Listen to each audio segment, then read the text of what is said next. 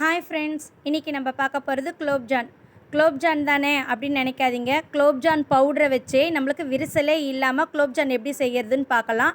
அது மட்டும் இல்லாமல் நம்ம கடைகளில் கிடைக்கிற மாதிரி, ஒரு கல்யாண வீட்டில் கிடைக்கிற மாதிரி பர்ஃபெக்டான குலோப்ஜான் வீட்லேயே செய்யலாம். அதுக்கு குலோப்ஜான் பவுடர் வாங்கிக்கோங்க.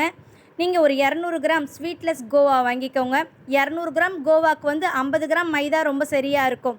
இது மூணுமே கொஞ்சம் பால் விட்டு எப்பயும் போல் நம்ம குலோப்ஜானுக்கு மிக்ஸ் பண்ணுற மாதிரியே பண்ணிக்கோங்க.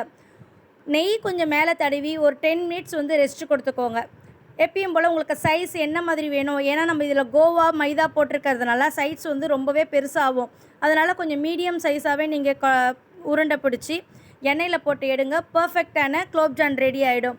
இப்போ நம்ம கல்யாண வீட்டுங்களுக்கெல்லாம் கோவா போட்டு தான் நம்ம குலோப்ஜான் கொடுப்பாங்க. அது கூடவே நம்ம குலோப்ஜான் மிக்ஸியும் போட்டு கொடுத்துருக்கிறதுனால செம்ம டேஸ்ட்டாக இருக்கும். ஒரு முறை இந்த மாதிரி ட்ரை பண்ணி பாருங்கள். எப்படி இருந்ததுன்னு எனக்கு சொல்லுங்கள். இந்த வீடியோ உங்களுக்கு பிடிச்சிருந்தா ப்ளீஸ் லைக் பண்ணுங்கள், ஷேர் பண்ணுங்கள், கமெண்ட் பண்ணுங்கள் ஃப்ரெண்ட்ஸ். பாய்.